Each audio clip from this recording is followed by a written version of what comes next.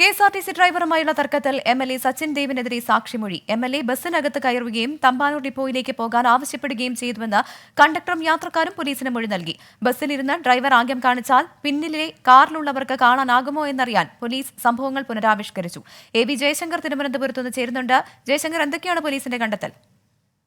നിലവിൽ എംഎൽഎക്കെതിരെ പോലീസിന് മൊഴി ലഭിച്ചിട്ടുണ്ട്. എംഎൽഎ വാഹനത്തിൽ കയറി വണ്ടി കെഎസ്ആർടിസി ഡിപ്പോയിലേക്ക് പോകാൻ നിർദ്ദേശം നൽകി. ഈ വണ്ടിയുടെ ലോഗ് ബുക്കിൽ ഉൾപ്പെടെ രേഖപ്പെടുത്തിയിട്ടുണ്ട്. ഈ മൊഴി കണ്ടക്ടറും ഒപ്പം വണ്ടിയിൽ യാത്ര ചെയ്ത ആളുകളും മൊഴി നൽകിയിട്ടുണ്ട്. മറ്റൊരു വിഷയം, അന്നേ ദിവസം സംഭവം ഉണ്ടായ കാര്യങ്ങൾ, സംഭവ ദിവസത്തെ യാത്ര പോലീസ് പുനരാവിഷ്കരിച്ചു. ഈ യാത്രയിലൂടെ കൃത്യമായി വണ്ടിയിൽ ഇരുന്നു കൊണ്ട് ഈ ലൈംഗിക ആംഗ്യം കാണിച്ചാൽ അത് കാറിലിരിക്കുന്ന ആൾക്ക് കാണാൻ പറ്റുമോ എന്നാണ് പോലീസ് പരിശോധിച്ചത്.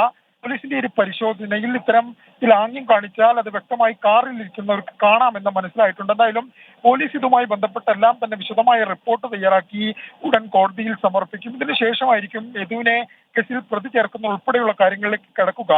പോലീസ് കഴിഞ്ഞ ദിവസം ദൃശ്യങ്ങൾ പുനരാവിഷ്കരിച്ചെങ്കിലും ഈ യദുവിനെതിരെ ഏതെങ്കിലും തരത്തിൽ ഇത്തരം ആംഗ്യം കാണിക്കുന്ന വീഡിയോയോ ഒപ്പം ഏതെങ്കിലും ആളുകളുടെ മൊഴിയോ ഇതുവരെ പോലീസിന് ലഭിച്ചിട്ടില്ല. എന്തായാലും അന്വേഷണം ഇഴഞ്ഞു നീങ്ങുന്ന ആരോപണങ്ങൾക്കിടെയാണ് കന്റോൺമെന്റ് പോലീസ് ഇത്തരത്തിൽ കാര്യങ്ങളുമായി മുമ്പോട്ട് പോകുന്നു. ഒപ്പം തന്നെ ഈ മെമ്മറി കാർഡ് കാണാതുമായി ബന്ധപ്പെട്ട അന്വേഷണം ഇപ്പോഴും നിശ്ചലമായി നിൽക്കുകയാണ്. ഇതുമായി ബന്ധപ്പെട്ട അന്വേഷണം നടക്കുന്നു എന്നാണ് തമ്പാനൂർ പോലീസ് പറയുന്നത്. ഒപ്പം തന്നെ ഈ കേസുമായി ബന്ധപ്പെട്ട കെഎസ്ആർടിസി പ്രഖ്യാപിച്ച അന്വേഷണവും എവിടെയും എത്തിയിട്ടില്ല. അന്വേഷണം പൂർത്തിയായെന്ന് കെഎസ്ആർടിസി പറയുമ്പോഴും മന്ത്രിക്ക് ഇതുവരെയും കെഎസ്ആർടിസി ഇത് ബന്ധപ്പെട്ട അധികൃതർ റിപ്പോർട്ട് സമർപ്പിച്ചിട്ടില്ല.